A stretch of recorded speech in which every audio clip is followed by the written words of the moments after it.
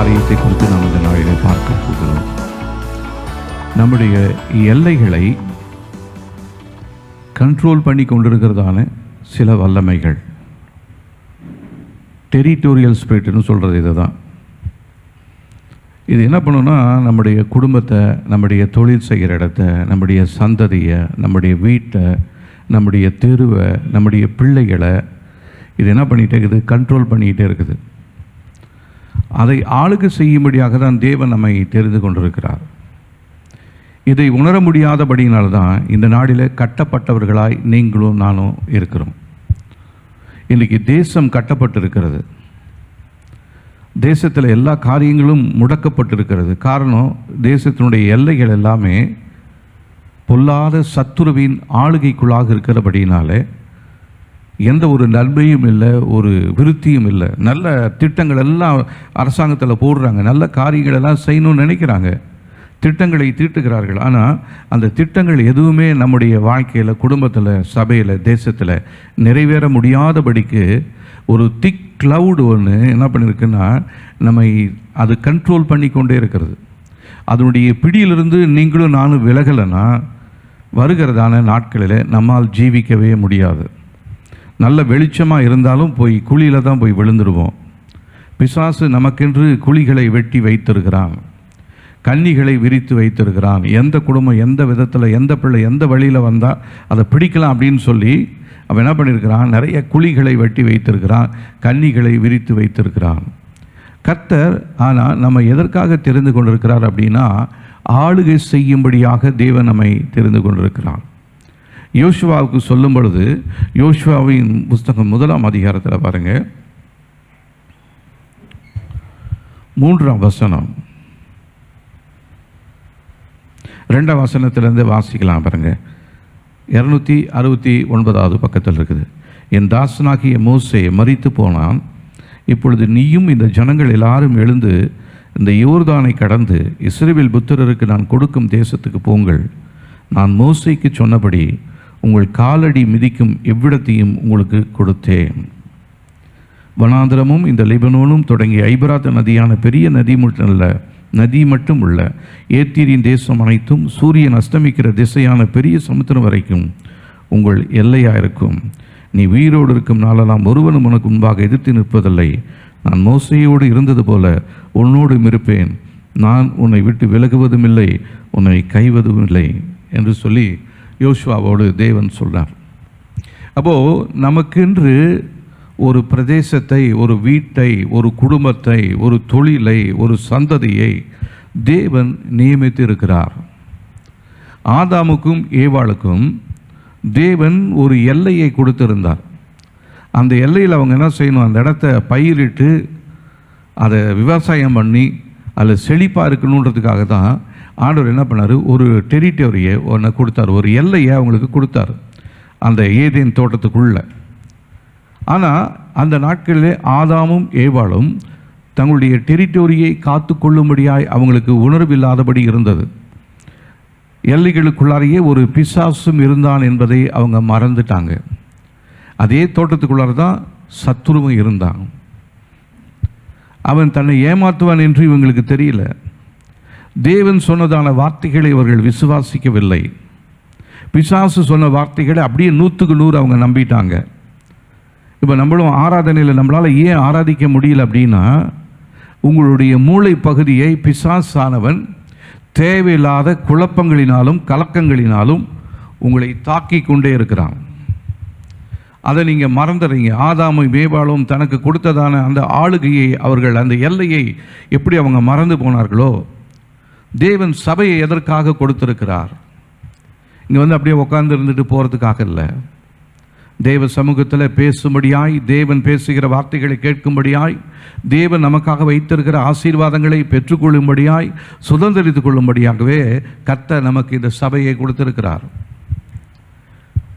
இந்த சபையை அழிக்கும்படி நிறைய பிசாசுடைய போராட்டங்கள் இருந்தாலும் கர்த்தர் இதை தம்முடைய சித்தத்தின்படி இந்த பகுதியில் இருக்கிற ஜனங்களுக்கு நமக்கு ஒரு விடுதலையை தரும்படியாக இந்த இடத்துல வந்து தேவனுடைய வார்த்தையை விடுதலையோடு கேட்டு விடுதலையோடு இருக்கும்படியாக நம்முடைய குடும்பங்கள் ஆசீர்வாதமாக இருக்கணும் தான் தேவன் இந்த இடத்துல இந்த சபையை வைத்திருக்கிறார்.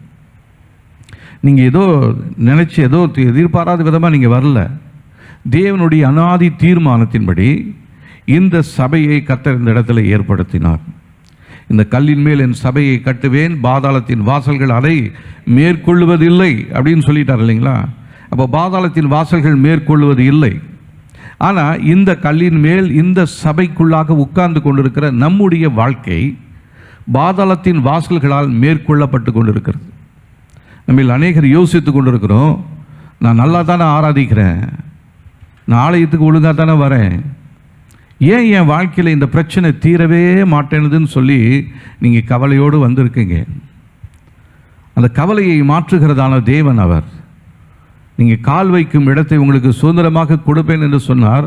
அந்த நான் கால் வைத்திருக்கிறதான வீட்டுக்குள்ள அந்த எந்த நன்மையும் இல்லையே, நான் செய்கிற தொழிலில் எந்த விதமான ஆசீர்வாதமும் இல்லையே, என் பிள்ளைகளுடைய வாழ்க்கையில் எந்த முன்னேற்றமும் இல்லையே, ஏன் இது என்று சொல்லி ஒரு கேள்வியோடு வந்திருக்கிறோம். கர்த்தர் உங்களுக்கென்று பிரத்யேகமாக கொடுத்ததான இடம்தான் இந்த சபை. இதுதான் உங்களுடைய டெரிட்டரி, உங்களுடைய வீடு, உங்களுடைய எல்லை. நீங்கள் வேலை செய்கிற இடம் உங்களுடைய எல்லை, உங்களுடைய திருமண உறவு உங்களுடைய எல்லை, உங்களுடைய பொருளாதார நிலைமை உங்களுடைய எல்லை. அதற்குள்ளாக உங்களை பெருகச் செய்யணும், ஆசீர்வதிக்கணும்னு தான் ஆண்டவர் செய்ய தெரிஞ்சு கொண்டு இருக்கிறார் ஒழிய அதில் குறைந்து போகிறதற்காகவோ, குன்றி போகுவதற்காகவோ, கண்ணீரோடு இருப்பதற்காகவோ, பலவீனங்களுக்கு மத்தியில் இருப்பதற்காகவோ தேவன் நம்மை இந்த இடத்துல வைக்கலைங்க. அதை முதலாவது உணர்ந்து கொள்ளுங்க. கர்த்தர் உங்களுக்கு கொடுத்ததான உங்களுடைய குடும்பம் உங்களுடைய எல்லை. அதுக்குள்ளேருந்து எந்த பிசாசும் அது உள்ள நுழைஞ்சி உங்களுடைய பிள்ளைகளை திருடி கொண்டு போக முடியாது.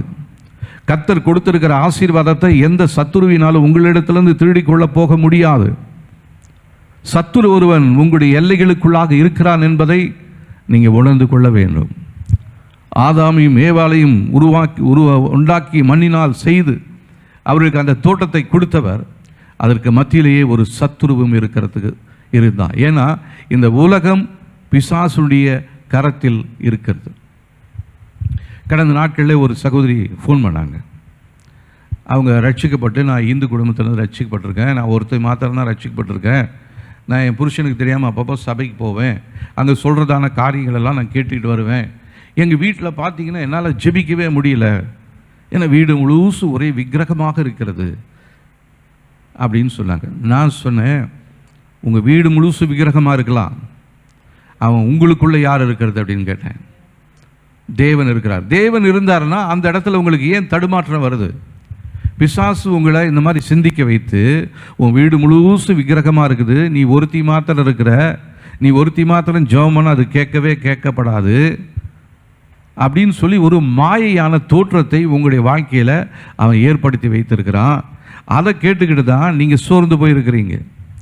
நீங்கள் எழும்பி நிற்கணும். கர்த்தர் உங்களுக்காக கொடுத்ததான அந்த இடம், அந்த குடும்பத்தை உங்களை நம்பி உங்கள் கையில் தேவன் கொடுத்துருக்கிறார். உங்கள் புருஷனை, உங்களுடைய பிள்ளைகள் ரட்சிக்கப்படாத சூழ்நிலையில் இருந்தாலும் உங்களை நம்பி கர்த்தர் அந்த இடத்த உங்களுக்கு கொடுத்துருக்கிறாருன்ற நீங்கள் மறந்துடாதீங்கன்னு சொன்னேன். அதை தான் நான் இப்போ உங்களுக்கு நம்ம ஒவ்வொருத்தருக்கும் சொல்கிறேன். கர்த்தர் உங்களுக்கு கொடுத்ததான குடும்பம், உங்களுடைய கணவர், உங்களுடைய பிள்ளை அல்லது உங்களுடைய மனைவி ரட்சிக்கப்படாமல் நீங்கள் விரும்பாத வகையில் நடந்து கொண்டிருந்தாலும், தாந்தோணித்தனமாக திரிந்து கொண்டிருந்தாலும், அந்த குடும்பத்தை, அந்த இடத்தை ஆளுகை செய்யக்கூடிய உரிமையை கர்த்தர் உங்களுக்கு கொடுத்திருக்கிறார். நீங்கள் அந்த அதிகாரத்தை இழந்து போயிட்டீங்க, அந்த அதிகாரத்தை மறந்து போயிட்டீங்க. தேவன் யார் என்பதை மறந்து போயிட்டோம். நம்ம கையில் தேவன் என்ன அதிகாரத்தை கொடுத்தார், எதற்காக கர்த்தர் உங்களுக்கு கொடுத்தார்? ஒருவேளை நீங்கள் ரட்சிக்கப்படாத சூழ்நிலையில் நீங்கள் திருமணம் செய்திருக்கலாம், ரட்சிக்கப்பட்ட பின்பும் திருமணம் செய்திருக்கலாம், ஒரு விசுவாசியை திருமணம் செய்திருக்கலாம். ஆனால் உங்களுடைய எல்லைகளுக்குள்ளாக ஒரு விரோதி இருக்கிறான் என்பதை நீங்கள் மறந்து போய் விடாதீர்கள். கர்த்தர் எதற்காக இந்த குடும்பத்தை கொடுத்தார்? எனக்காக, எதற்காக இந்த சூழ்நிலையை வாழ்க்கையில் கர்த்தர் அனுமதித்திருக்கிறார்? உங்கள் மூலமாக தம்முடைய நாமத்தை அவர் மகிமைப்படுத்தும்படியாக, உங்களின் மூலமாக அந்த பகுதியில் தேவன் தம்முடைய நாமத்தை மகிமைப்படுத்தும்படியாகவே கர்த்தர் உங்களை அந்த இடத்துல வைத்திருக்கிறார். உங்கள் ஊருக்குள்ளே நீங்கள் ஒருத்தர் மாத்திரம் இருக்கலாம், நீங்கள் ஒருத்தர் மாத்திரம் ரட்சிக்கப்பட்டிருக்கலாம். ஆனால் கர்த்தர் ஒரு பெரிய பொறுப்பை உங்களுக்கு கொடுத்துருக்கிறாருங்க. அந்த குடும்பத்தை சுதந்திரித்துக் கொள்ளும்படியாக கர்த்தர் உங்களுக்கு அந்த இடத்தை கொடுத்திருக்கிறார். யோசுவா சொன்னது போல நீங்களும் சொல்லணும், நானும் என் வீட்டாருமோ என்றால் கர்த்தரையே சேவிப்போம் என்று சொல்லணுமே ஒழிய, என் குடும்பத்தில் நான் மாத்திரம்தான் இருக்கிறேன், என்னால் ஜெபம் பண்ண முடியல, என்னால் ஆராதிக்க முடியல, என்னால் ஆராதனைக்கு போக முடியல. அப்போ அங்கே பார்வோனின் ஆவி ஒன்று இருக்கிறது. பார்வோன் என்ன பண்ணா, மோசே இஸ்ரவேல் ஜனங்களை குறித்து பார்வோன்கிட்ட பேசும் பொழுது, என் ஜனங்கள் என்னை ஆராதிக்கும்படியாக விடுன்னு சொன்னான். ஆனால் பார்வோன் விடலை. அப்போ அந்த இடத்துல இருந்ததான அசுத்த வல்லமை பார்வோன் அவன் என்ன பண்ணான், ஜனங்களை ஆராதிக்க முடியாதபடிக்கு தடை பண்ணி கொண்டிருந்தான். அவன் கேட்குறான் மோசேக்கிட்ட, அந்த தேவன் யார்? எனக்கு தெரியாது, அவரை யாருன்னு எனக்கு தெரியாது. அவர் யார்? அவரை ஆராதிக்கணும்னு எனக்கு ஒன்று ஒரு கவலை கிடையாது, எனக்கு ஒரு நிபந்தனை கிடையாது. நான் அவர் யாருன்னு எனக்கு தெரியாதுப்பா, நான் எப்படி அவரை ஆராதிப்பேன்? எனக்கு தெரிஞ்சதெல்லாம் எங்கள் ஊரில் இருக்கிறதான அந்த கிரியைகள் தான் எங்களுக்கு அப்படின்னு சொல்லி அவன் சொல்கிறான். அப்போது இந்த நாட்களிலே உங்களுடைய குடும்பத்தில் இருந்து கொண்டு உங்களை ஆராதிக்க முடியாதபடிக்கு செய்து கொண்டிருக்கிற ஒரு சத்துருவின் வல்லமை பார்வோனின் ஆவி. அப்போ அந்த ஆவியை நீங்கள் கட்டி நீங்கள் ஜெபம் பண்ணணும். என் வீட்டில் விடுதலையோடு ஆராதிக்க முடியாதபடி, என் புருஷன் சர்ச்சைக்கு வர முடியாதபடி, என் பிள்ளைங்க சபைக்கு வர முடியாது, நாங்கள் குடும்பமாக தான் ஆராதனைக்கு வரணும்னு நினைக்கிறோம். நாங்கள் எதுவும் தீமையாக நினைக்கலையே ஆண்டவரே, நாங்கள் குடும்பமாக உங்களை ஆராதிக்கணும் தானே விரும்புகிறோம். ஏன் பின்ன நான் வேண்டுவதை விட விரும்புவதை விட அதிகமாக செய்வேன்னு சொன்னீங்கல்ல, ஏன் என் வாழ்க்கையில் இது நடக்கலை? சத்துரு ஒருவன் உண்டு என்பதை நீங்கள் மறந்து போயிட்டீங்க. அவன் உங்களுக்குள்ளாகவே இருக்கிறான், உங்கள் குடும்பத்துக்குள்ளாகவே இருக்கிறான், உங்களுடைய எல்லைகளுக்குள்ளாகவே இருக்கிறான். அவன் தான் உங்களை கண்காணித்து கொண்டு இருக்கிறான். அவன் தான் இந்த எல்லைகளை கண்காணிக்கின்றதான டெரிட்டோரியல் ஸ்பிரிட். அது உங்கள் வீட்டுக்குள்ளே இருந்துக்கிண்டு உங்களுடைய வீட்டுக்குள்ளே நீங்கள் என்னெல்லாம் பேசுகிறீங்க, என்னெல்லாம் செய்கிறீங்க, எந்த நன்மை உங்களுக்கு வரணும், எந்த நன்மை உங்களுக்கு வரக்கூடாதுன்னு அவன் தான் டிசிஷன் எடுக்கிறான் ஒழிய, டிசிஷன் எடுக்கக்கூடிய அத்தாரிட்டி உங்கள் கையில் தேவன் கொடுத்திருக்கிறார். நீங்கள் ஜெபத்தில் எவைகளை கேட்பீர்களோ அவைகளை பெற்றுக்கொள்வீர்கள் என்று தேவன் உங்களுக்கு சொல்லியிருக்கிறாரு. ஆனால் நான் ஜெபித்துக்கிட்டே இருக்கிறேன், ஆனால் இன்னும் கிடைக்கலையே. உங்களை கண்காணித்து கொண்டிருக்கிற, கண்ட்ரோல் பண்ணி கொண்டிருக்கிற ஒரு அசுத்த வல்லமை ஒன்று உண்டு. நீங்கள் யாரால நடத்தப்படுகிறீர்கள் என்று சற்று யோசித்து பாருங்கள். உங்களுடைய குடும்பத்தாராலா, உங்களுடைய கணவராலா, உங்களுடைய பிள்ளைகளாலா? நம்ம பிள்ளைகளை தான் பார்க்குறோம், கணவனை தான் பார்க்குறோம், மனைவியை தான் பார்க்குறோம். இவங்க விருப்பத்தின்படி தான் என் குடும்பத்துக்குள்ளே நான் எதையும் செய்கிறேன்னு நீங்கள் நினைக்கலாம். இல்லை, உங்களுடைய மன விருப்பத்தின்படி தான் கர்த்தர் உங்களுடைய குடும்பத்தை நடத்த உங்களை அந்த இடத்துல வைத்திருக்கிறார். அப்போ என்ன பண்ணணும், நம்மை கண்ட்ரோல் பண்ணி கொண்டிருக்கிற இந்த டெரிட்டோரியல் ஸ்பிரிட், இந்த எல்லை பிசாசை நம்முடைய எல்லைகளிலிருந்து வெளியேற்றும்படியாக நம்ம ஜெபிக்கணும். அது வரையிலும் நம்ம என்னதான் முட்டி மோதினாலும், என்னதான் உபவாசம் பண்ணாலும், என்னதான் வேத வாசித்தாலும் எந்த ஒரு நன்மையும் உங்கள் வாழ்க்கைக்குள்ளே வரவே வராது. உங்களுடைய வீட்டிலேருந்து எந்த ஒரு சின்ன நன்மையும் வெளியும் போகாது, உள்ளவும் வராது. காரணம், உங்களை சுற்றி, உங்களுடைய எல்லையை சுற்றி எல்லையின் அந்த அசுத்த வல்லமை உங்களை கண்ட்ரோல் பண்ணி கொண்டு இருக்கிறது என்பதை நீங்கள் மறந்து போயிட்டீங்க. இப்போ ஆண்டவர்கிட்ட கேளுங்க, ஆண்டவரே என் குடும்பத்தை கண்ட்ரோல் பண்ணி கொண்டு இருக்கிறதான இந்த டெரிட்டோரியல் ஸ்பிரிட், இந்த எல்லை ஆவி எது என்று சொல்லி எனக்கு வெளிப்படுத்துங்க. எந்த இடத்துல மறைஞ்சிருக்கு இருக்குதோ அதை நான் அந்த இடத்துல இருந்து விரட்ட போகிறேன். அதை விரட்டணும்னா சும்மா சாதாரணமாக போன்னு சொன்னால் போகாது. அது பல வருடங்களாக உங்களுடைய எல்லைகளை கண்காணித்து கொண்டிருக்கிறது. அது உங்களுடைய மூளை பகுதியை கண்ட்ரோல் பண்ணிக்கிட்டு இருக்குது. அது உங்களுடைய கலாச்சாரத்தை கண்ட்ரோல் பண்ணி கொண்டிருக்கிறது. இந்த எல்லை ஆவி இது என்ன பண்ணுன்னா, நம்முடைய மூளை பகுதியை கண்ட்ரோல் பண்ணும், நம்முடைய கலாச்சாரத்தை கண்ட்ரோல் பண்ணும். அங்கே போனால், சபைக்கு போனால் இதை செய்யக்கூடாது, அதை செய்யக்கூடாதுன்னு சொல்கிறாங்க. நம்ம கலாச்சாரம் என்ன, நீ இதெல்லாம் செய் அப்படின்னு ஒரு பக்கம் அது சொல்லும். அப்போ நம்ம என்ன சொல்லுவோம், தேவன் சொல்கிற வார்த்தைகளுக்கு எதிர்த்து பாராக நம்முடைய கலாச்சாரம் என்ன சொல்லி கொண்டிருக்கிறது, என் குடும்பம் என்ன சொல்லி கொண்டிருக்கிறது, என்னுடைய முற்பிதாக்கள் என்ன சொல்லி கொண்டிருக்கிறாங்க, அதை தான் நான் செய்வேன் அப்படின்னு சொல்லிட்டு நீங்கள் அந்த கண்ட்ரோல்குள்ளே இருக்கிறீங்க. அப்போ உங்களுக்குள்ள டெரிட்டோரியல் ஸ்பிரிட் ஒன்று இருப்பதை என்பதை நீங்கள் மறந்து போய்விட்டீர்கள். அதுதான் உங்களுடைய சிந்தையை கண்ட்ரோல் பண்ணிக்கிட்டே இருக்குது. இப்போ சபைக்கு வந்தாலும் அது இங்கே வந்து கண்ட்ரோல் பண்ணுது. உங்கள் மூளை பகுதியில் அப்படியே பர்மனெண்ட்டாக அது ஒரு இடத்தை பிடித்து வைத்து கொண்டு இருக்கிறது. நீ எங்கே போனாலும் நான் பின்னாடியே வரேன். அங்கே போய் நீ விடுதலையோடு இருக்கணுன்றதுக்கு மாத்திரம் நீ யோசிக்காத. விடுதலை செய்திகள் என்ன தான் சொன்னாலும், விடுதலை ஜெபம் என்ன தான் பண்ணாலும் நீயும் பண்ணு. ஆனால் அதுலேருந்து நான் உன்னை விடுவிக்க மாட்டேன். உன் சிந்தையில் நான் இந்த எண்ணத்தை கொடுக்குறேன், நீ இதை யோசிச்சுக்கிட்டே இரு. ஆராதனையில் வந்து உட்காந்துருப்போம், இங்கே தேவனை வாயை திறந்து துதிக்கலான்னு சொன்னால் நம்முடைய எண்ணம் என்ன பண்ண தெரியுங்களா? அந்த எண்ணத்துக்குள்ளே இருக்கிற அந்த டெரிட்டோரியல் ஸ்பிரிட்டு, நீ இதை யோசிவோம், வீட்டை யோசிவோம், எதிர்காலத்துக்கு யோசிவோம், பிள்ளைகளை யோசி. நீ இப்படி வந்து உட்காந்துக்கிட்டு நீ இப்படி கை தட்டிக்கிட்டு இருக்கிறதுக்கு தான் உனக்கு நீ பண்ணாலும் உன்னுடைய எதிர்காலம் ஒன்று இருக்குது தெரியுமா? உனக்கு இப்படி நாளைக்கு இப்படி கட்டணும் தெரியுமா? அடுத்த வாரம் இந்த கந்து கட்டணுமே தெரியுமா? அடுத்த வாரம் இந்த கடன் வாங்கணுமே தெரியுமா? இந்த இடத்துக்கு போகணுமே தெரியுமா? அப்படின்னு நம்முடைய எல்லைகளை, நம்முடைய சிந்தைகளை அவன் கண்ட்ரோலுக்குள்ளே வைத்திருக்கிறான். நாம் என்ன பண்ணுறோம்? இங்கே தேவனுடைய ஆவியானவர் என்னதான் பேசினாலும் அந்த வார்த்தைகள் கேட்க முடியாதபடிக்கு டெரிட்டோரியல் ஸ்பிரிட்டை நம்முடைய சிந்தையை கட்டி வைத்திருக்கிறான். உங்களுடைய சிந்தையில் ஒரு விடுதலை வேண்டும், உங்களுடைய எல்லையில் ஒரு விடுதலை வேண்டும்னா உங்களுடைய சிந்தை பகுதியில் முதலாவது ஒரு விடுதலை வேண்டும். அந்த சிந்தை இல்லை என்று சொன்னால், சிந்தை கண்ட்ரோல் இல்லாமல் போயிட்டே இருக்கும்னு சொன்னால் உங்களுடைய வாழ்க்கையை அதே பண்ணி தான் ஓடிக்கிட்டே இருக்கும். கடந்த நாட்களில் கூட நான் சொன்னேன், அதாவது நமக்கு 2 கண் இல்லாமல் இருக்கலாம், 2 கை இல்லாமல் இருக்கலாம், 2 கால் இல்லாமல் இருக்கலாம், ஆனால் தலை இல்லாமல் யாராலையும் இருக்க முடியாது. ஆனால் இப்போ நம்ம நிறைய பேருக்கு தலை இருந்தாலும் தலை யாருடைய ஆளுகைக்குள்ளே இருக்குதுன்றதை நீங்கள் யோசித்து பார்த்தீங்களா? பிசாசு என்ன யோசிக்க வைக்கிறானோ அதை தான் நீங்கள் யோசிச்சுக்கிட்டே இருக்கிறீங்க. பின்ன பிசாசு என்ன பயப்படுத்துகிறானோ அந்த பயத்தில் தான் நீங்கள் இருக்கிறீங்களோடைய தேவ பயத்தின் நிமித்தமாக நீங்கள் ஆராதனைக்கு வரல. தேவன் ஒருவர் உண்டு, அவர் நல்லவர், அவர் எனக்காக எல்லாவற்றையும் செய்து வைத்திருக்கிறார், அவருக்கு நன்றி சொல்லணும் அப்படின்னு அந்த உணர்வோடு வந்திருந்தீங்கன்னா உங்களுடைய ஆராதனை இனிமையாக இனிதாக இருக்கும். ஆனால் உங்களுடைய சிந்தை பிசாசுடைய ஆளுகைக்குள்ளாக இருக்கிறது. அதனால் நம்முடைய தலை ஒரு விடுதலை வேணுங்க. டெரிட்டோரியல் ஸ்பிரிட் வந்து உங்களுடைய தலை பகுதியை முழுவதுமாக ஆளுகை செய்து கொண்டிருக்கிறது.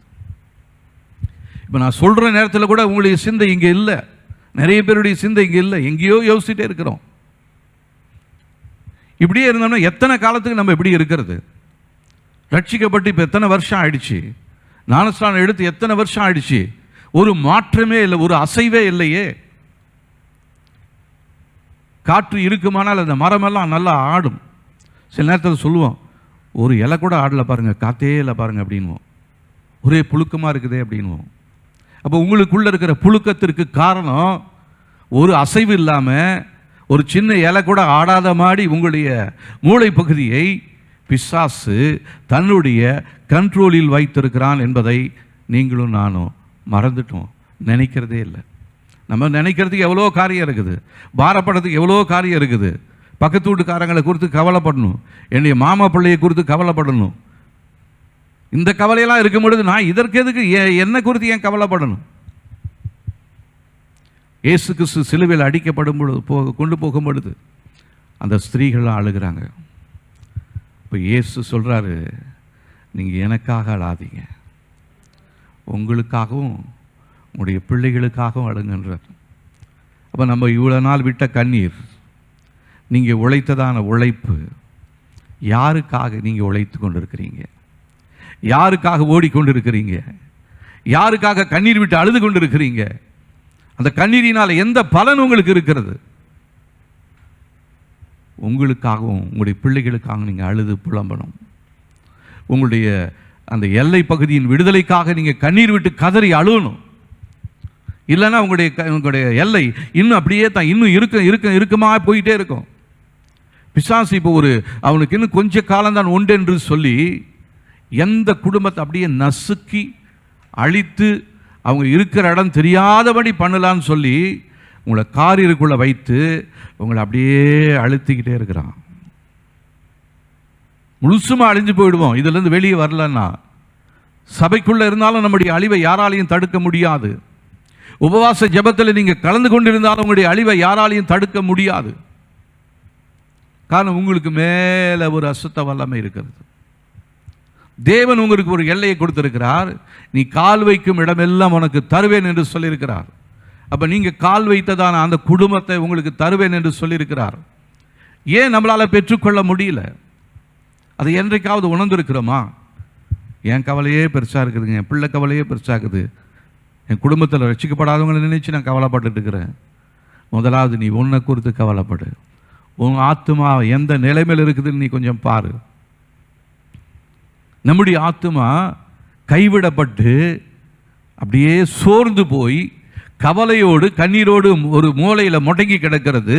ஆனால் நம்ம மற்ற ஆத்துமாக்களுக்காக கவலைப்பட்டு கொண்டிருக்கிறோம். முதலாவது நம்மை நாம் ஸ்திரப்படுத்த போகிறோம். சீஷர்களுக்கு என்ன சொன்னார்? முதல்ல நீங்கள் போய் உங்களை ஸ்திரப்படுத்துங்க. அதுக்கப்புறம் என்ன பண்ணுங்க? உலகம் முழுசும் போய் சுவிசேஷத்தை பிரசங்கம் பண்ணுங்க. அதுக்கு என்ன வேணும்? நீ போய் காத்துரு, தேவ சமூகத்தில் காத்துரு. ஆண்டவரே, என்னை கண்ட்ரோல் பண்ணி கொண்டிருக்கிற அசுத்த வல்லமை எது? அது என் வீட்டுக்குள்ள எந்த இடத்துல இருக்குது? இல்லைன்னா யார் மூலமாக செயல்பட்டு கொண்டிருக்கிறது? இல்லைன்னா யார் வார்த்தையை நான் கேட்டுக்கொண்டு அதன்படி நடந்து கொண்டு இருக்கிறேன் அப்படின்னா ஆண்டவர் தெளிவாக சொல்லுவார், நீ ஏன் வார்த்தையவே கேட்கறதே இல்லை, உன் மனதும் மாம்சமும் சொல்லுகிறதான வார்த்தையை கேட்டு அதன்படி நீ நடந்து கொண்டிருப்பதினாலே உன்னுடைய எல்லைகளுக்குள்ள எந்த நாளுமே விடுதலை வராதுன்னு தான் சொல்லுவார். இதுதான் தேவனுடைய வார்த்தைகள், இதுதான் நிச்சயம், இதுதான் சத்தியம். அப்போ இந்த நாளில் நாம் தெரிந்து கொள்வோம், ஒரு விடுதலைக்காக நம்மை தேவன் தெரிந்து கொண்டிருக்கிறார். ஆனால் நம்ம கண்ட்ரோல் பண்ணி கொண்டிருக்கிற ஒரு அசுத்த வல்லமை வேற எங்கேயும் இல்லை, நமக்குள்ளாகவே இருக்குது, நம்முடைய குடும்பத்துக்குள்ளாகவே இருக்குது. நம்ம வெளியில் போய் தேடிக்கிட்டே இருக்கிறோம். வெளியிலிருந்து வர விரோதிகளை எளிதாக நம்ம கண்டுபிடிச்சிடலாம். ஆனால் நமக்குள்ளே இருந்து கொண்டு கிரியை செய்கிறதான அந்த விரோதியை நம்மளால் கண்டுபிடிக்க முடியாத வரையிலும் நம்முடைய வாழ்க்கையில் ஒரு ஜெயமே இருக்காதுங்க. தோல்வி தான் இருக்கும், கண்ணீர் தான் இருக்கும், கவலை தான் மிச்சமாக இருக்குமே இல்லைய தேவன் வைத்திருக்கிற சந்தோஷத்தையும் சமாதானத்தையும் நம்மால் பெற்றுக்கொள்ளவே முடியாது. ஆபிரகாமுக்கு ஒரு டெரிட்டோரியை கர்த்தர் கொடுத்திருந்தார். அவனுடைய கல்தேய தேசமாகி அந்த ஊரில் அவனை வைத்து அவனை ஆசீர்வதிக்கல. நான் காமிக்கிற இடத்துக்கு போ அப்படின்ட்டார். அவனை டெரிட்டோரியை மாத்துறாரு. இப்போ நம்ம இருக்கிற இடத்துலயே இருந்துக்கிட்டு என் குடும்பத்தை மாற்றுனா மாற்றவே முடியாது. முதலாவது நம்முடைய சிந்தையை வெளியே கொண்டு வரும்படியாக சொல்லி ஜெபிக்கணும். ஆண்டவரே, ஆபிரகாமை நீர் ஊரிலிருந்து கல்தேயருடைய தேசத்திலிருந்து வெளியே கொண்டு வந்து நீர் காண்பித்த இடத்துக்கு கொண்டு போறீங்க. நீங்கள் காண்பிக்கிற காரியத்தை நான் பார்க்கணும் ஆண்டவரே. எனக்காக நீங்கள் எந்த ஆசீர்வாதத்தை வைத்திருக்கிறீங்க, எந்த தேசத்தை வைத்திருக்கிறீங்க, எந்த குடும்பத்தை நீங்கள் எனக்கு வைத்திருக்கிறீங்கன்னு சொல்லி நம்ம தேவ சமூகத்தில் கேட்க வேண்டியது மிகவும் அவசியமாக இருக்கிறது. இல்லை என்று சொன்னால் காலம் முழுசும் இப்படியே தான் தேடிக்கிட்டே தான் இருப்போம். கர்த்தர் சொல்றார், தேடுங்கள் கண்டடைவீர்கள் என்று சொல்லி. நான் தேடிக்கிட்டே இருக்கிறேன், ஒரு நாளும் கண்டடைய முடியலையே. காரணம், உன் கண்ணு குருட்டாட்டம் பண்ணி இருக்கிறது. உன்னுடைய ஆவிக்குரிய கண்கள் குருடாய் இருக்கிறது. உன் கண்ணுக்கு கழிக்கம் போடும்படியாக நீ தேவனிடத்தில் கேளு. வெளிப்படுத்தின விசேஷத்தில் ஆண்டவர் தான் சொல்றாரு, உன் கண்ணுக்கு கழிக்கம் போடணும். உன் கண்ணு தெரியாமல் இருக்குது, நீ கண்ணு தெரிஞ்சவன்னு சொல்லிகிட்டே இருக்கிற. ஆனால் கண்ணு தெரியாமல் உன்னுடைய சந்ததி அழிவுக்கு நேராக ஓடிக்கொண்டே இருக்கிறது. உன்னுடைய குடும்பம் அழிவுக்கு நேராக ஓடிக்கொண்டு இருக்கிறது. உன்னுடைய புருஷன் அழிவுக்கு நேராக ஓடிட்டு இருக்கிறான். இப்போ நமக்கு தெரியாது, அழிஞ்சு போன பின்னாடி அதுக்கப்புறம் ஐயோ அழிஞ்சு போயிட்டாங்களே நம்ம அப்படியே கண்ணீர் விட்டு கதறிக்கொண்டே இருப்போம். அதுக்கப்புறம் திருப்பவே முடியாது. ஒருவேளை மரித்து போன லாசருவை உயிரோடு எழுப்பினதான ஆண்டவர் நம்முடைய வாழ்க்கையில் கிருபையாக எத்தனையோ முறை அப்படியே மரித்து போன நிலைமையில் இருந்ததான குடும்பத்தை மறுபடியும் உயிரோடு எழ செய்து வைத்து கொண்டே இருக்கிறார். இது ரொம்ப நாளைக்கு ஓடாது. மரித்த நிலைமையில் இருக்கிறதான உடைய குடும்பத்தை உயிர்ப்பிக்கும்படியாக இயேசு கிறிஸ்து இந்த பூமிக்கு வந்தார். தன்னுடைய ஜீவனை கொடுத்தார், தன்னுடைய ரத்தத்தை சிந்தினார், உனக்கு மீட்பை கொடுத்திருக்கிறார். மீட்கப்பட்டதான நீ என்ன செய்து கொண்டிருக்கிறாய்? உன்னுடைய சிந்தையை டோட்டலாக கண்ட்ரோல் பண்ணி உன்னை வச்சிருக்கிறான். ஆபிரகாம் சாராய் கூடவே ஒரு எக்ஸ்ட்ரா லோத்து ஒன்று வரார். அவங்க இருக்கிற வரையிலும் அந்த ஆபிரகாமை கர்த்தர் ஆசீர்வதிக்க முடியல. லோத்து கிழக்கு பக்கமாக தெரிந்து கொண்டு போன பிற்பாடு ஆபிரகாம் ஆண்டவர் வெளியே கூப்பிட்டு, வெளியே வந்து பாரு, நீ இருக்கிற இடத்துல கிழக்கு மேற்கு வடக்கு தெற்கு எல்லா பக்கத்திலும் நான் உனக்கு தரேன்னு சொன்னாரே. அந்த சுதந்திரத்தை ஆபிரகாம் இன்றைக்கு சுதந்திரித்துக் கொண்டார். அவனுடைய சந்ததி இன்றைக்கு உலகம் முழுவதும் பரவி இருக்கிறது. அதில் தான் நீங்களும் நானும் புறஜாதிகளாக இருந்தாலும் ஆபிரகாமின் சந்ததியாய் நம்மை தேவன் தெரிந்து கொண்டிருக்கிறார். ஹல்லேலூயா. அதுக்கு காரணம் கர்த்தருடைய கிருபை, கர்த்தருடைய அன்பு.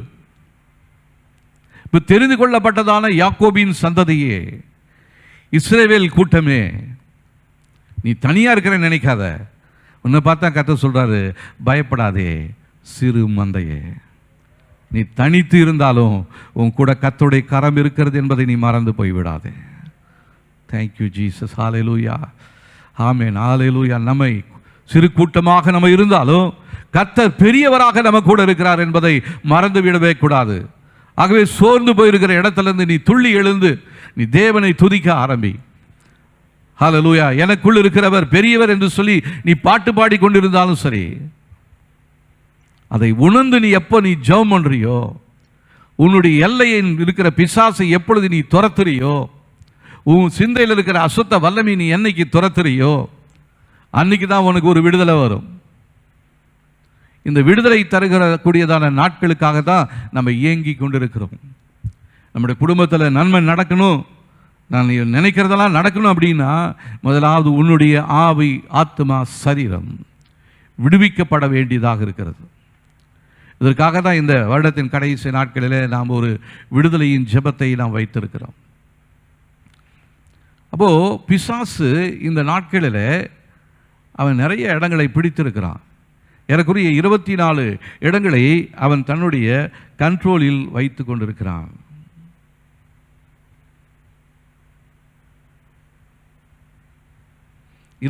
இடங்களை அவனுடைய கண்ட்ரோலில் அவன் வைத்து கொண்டிருக்கிறான். அதை நீ எதுன்னு சொல்லி தெரிந்து கொண்டு அதை நீ விரட்ட இந்த நாளிலே ஆயத்தமாக இருக்க வேண்டும். இந்த டெரிட்டோரியல் ஸ்பிரிட்னு சொல்கிறத சில வேத வசனங்களின் மூலமாக நம்ம பார்க்கலாம். பாருங்க, தானியேல்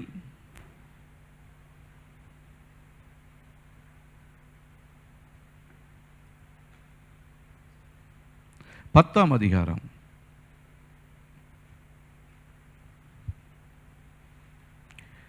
இந்த இடத்துல தானியேல் தன்னுடைய எதிர்காலத்தை குறித்து, தன்னுடைய சந்ததிக்காக அவர் உபவாசித்து ஜெபம் பண்ணி கொண்டிருக்கும் பொழுது கர்த்தர் அதை வெளிப்படுத்தி அவனுக்கு ஒரு பதில் கொடுக்கிறார்.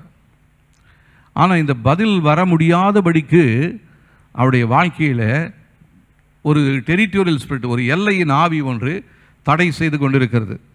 13ஆம் வசனம் பாருங்க, 1045ஆம் பக்கத்தில் இருக்குது.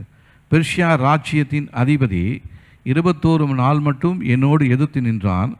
ஆனாலும் பிரதான அதிபதிகளில் ஒருவனாகிய மிகாவேல் எனக்கு உதவியாக வந்தான்.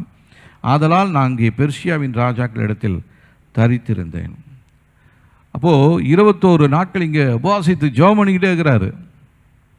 ஆண்டவரே, என் சந்ததியை குறித்து, எங்களுடைய ஜாதியை குறித்து நீங்கள் என்ன ஆண்டவரே, ஜாதினா நம்ம நினைக்கிற மாதிரி இந்த ஜாதி இல்லை, அந்த இஸ்ரவேல் என்கிறதான அந்த தேசத்தை குறித்து நீங்கள் என்ன ஆண்டவரே, ஏன் இப்படி இருக்குது ஆண்டவரே, ஏன் இப்படி அடிமைப்பட்டு இருக்கிறாங்க ஆண்டவரே, ஏன் இப்படி மற்றவங்க இடத்துல போய் அடிமையாக இருக்கிறான் ஆண்டவரே, எங்களால் விருப்பத்தோடு எதையும் செய்ய முடியலையே, இவன் என்ன சொல்கிறானோ அதை தான் நான் செய்ய வேண்டியதாக இருக்குது, விருப்பத்தோடு சாப்பிட முடியல, டாக்டர் ஒரு ரெஸ்ட்ரிக்ஷன் பண்ணிட்டாரு, உனக்கு இந்த வியாதி நீ இதை தான் சாப்பிடணும்னு சொல்லிவிட்டார். உங்கள் எல்லையில் உங்களை கண்ட்ரோல் பண்ணி கட்டி வைத்திருக்கிற ஒரு அசுத்த வல்லமை அதுதான் என்ன சொல்லுது, ஒன்று நீ இதை சாப்பிடாத, இங்கே போகாத, இந்த இடத்துல வராத அப்படின்னு சொல்லி இந்த டெரிட்டோரியல் ஸ்பிரிட்டு உன்னுடைய எல்லைகளை அதனுடைய கண்ட்ரோலுக்குள்ளே வைத்து கொண்டு இருக்கிறது. அப்போ நீங்கள் அதிலிருந்து என்ன பண்ணுறது? நீங்கள் ஜெபம் பண்ணிட்டு தான் இருக்கிறீங்க. ஜெபம் பண்ணாலும் உங்களுக்கு மேலே ஒரு அசுத்த வல்லமை இருக்கிறது. அதுதான் பெர்ஷியா தேசத்தினுடைய அதிபதி. அவன் என்ன பண்ணிட்டு இருக்கிறான், உன்னுடைய பதிலை அவன் என்ன பண்ணியிருக்கான், தடை பண்ணி வைத்திருக்கிறான்.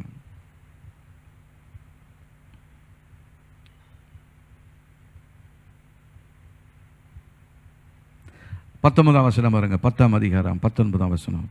பிரியமான புருஷனை பயப்படாதே, உனக்கு சமாதானம் உண்டாவதாக திடன்கொள் என்றான். இப்படி அவன் என்னோட பேசுகையில் நான் திடன் கொண்டு அவனை நோக்கி, என் ஆண்டவன் பேசுவாராக, என்னை திடப்படுத்தினீரே என்றேன். அப்பொழுது அவன், நான் உன்னிடத்துக்கு வந்த காரணம் என்னதென்று உனக்கு தெரியுமா? இப்போதும் நான் பெர்ஷியாவின் பிரபுவோடு யுத்தம் பண்ண திரும்பி போகிறேன். நான் போன பின்பு கிரேக்க தேசத்தின் அதிபதி வருவான். இப்பயும் உனக்கு வந்த பதிலை தடை பண்ணி வைத்திருந்ததான பெர்ஷியா தேசத்தினுடைய அதிபதி ஒருத்தர் இருக்கிறான். அவன் அங்கே கொஞ்ச நேரம் அவனை செயலிழக்க செய்து அவன் கையில் சிக்கி கொண்டிருந்த உன் பதிலை நான் வாங்கி உனக்கு கொண்டாந்து கொடுத்துட்டேன். இப்போ நான் மறுபடியும் போகிறேன். நான் போனாலும் அடுத்தது கிரேக்க தேசத்து அதிபதி ஒருத்தன் வருவான். பொல்லாத பிரச்சனைகள் மறுபடியும் நம்முடைய வாழ்க்கையில் திரும்பி வரும். பிரச்சனை தீர்ந்துடுச்சுன்னு நினைக்காதீங்க, பிரச்சனை வரும். ஆனால் கர்த்தரோடு இருக்கிறவர்களுக்கு பிரச்சனை ஒரு பெரிய பொருட்டாக இருக்காது. பிரச்சனையை தாண்டி மிதித்து வருவார்கள்.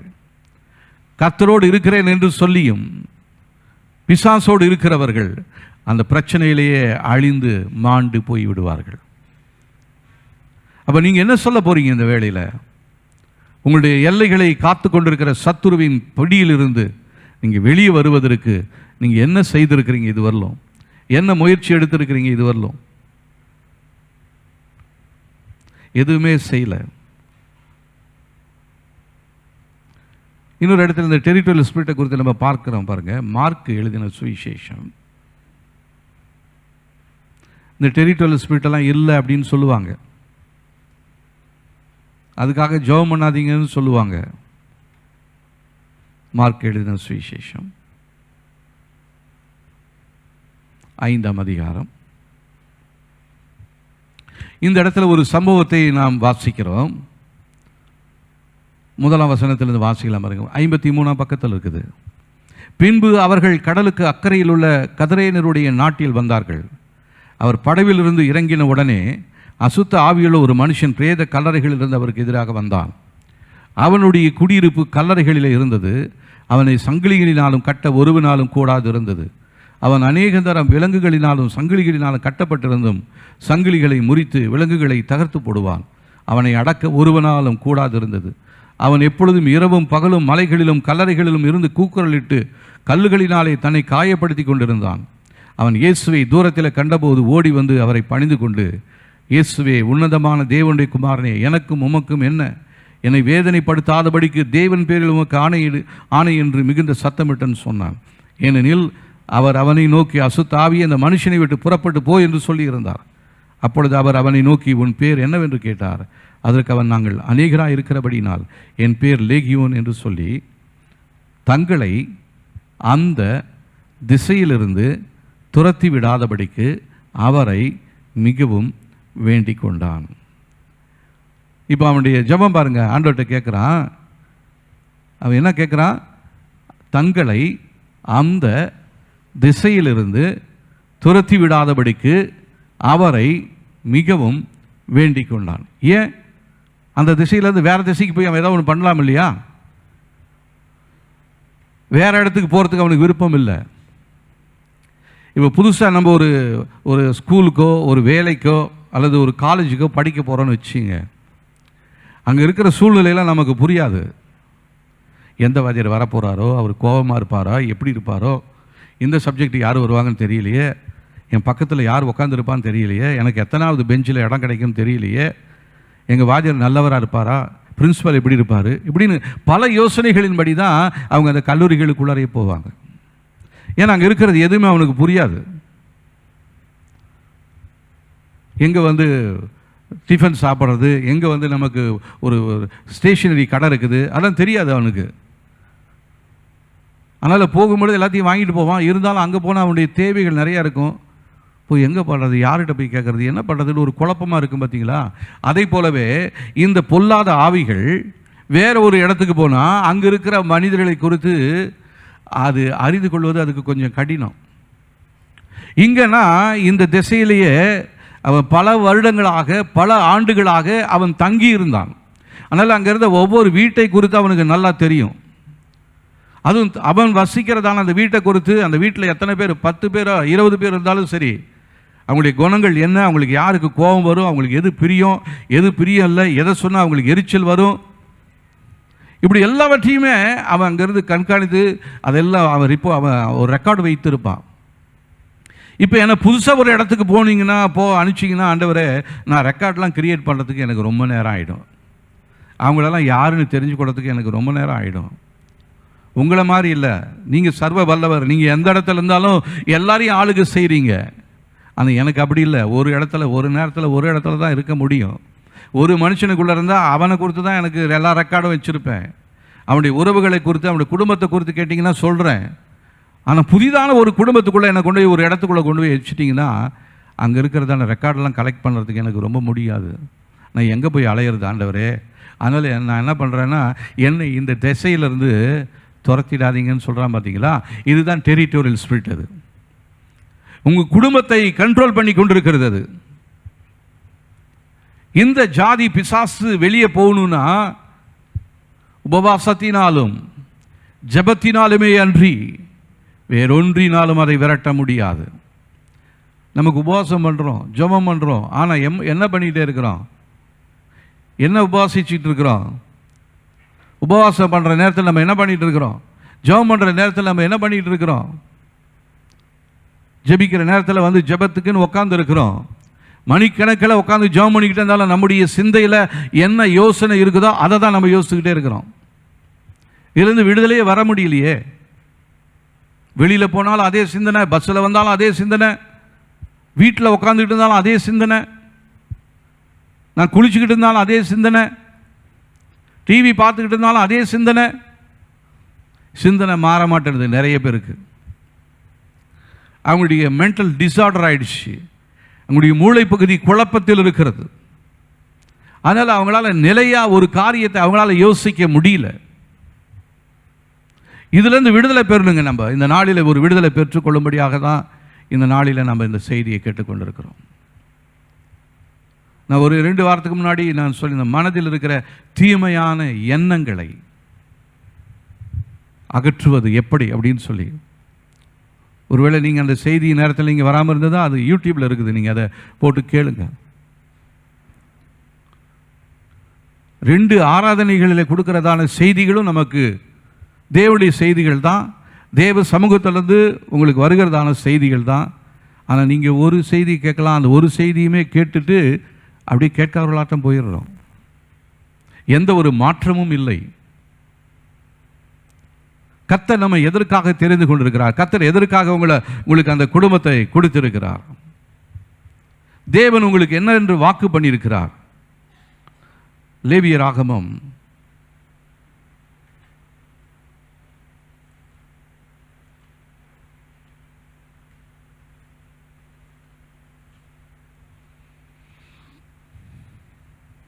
20ஆம் அதிகாரம்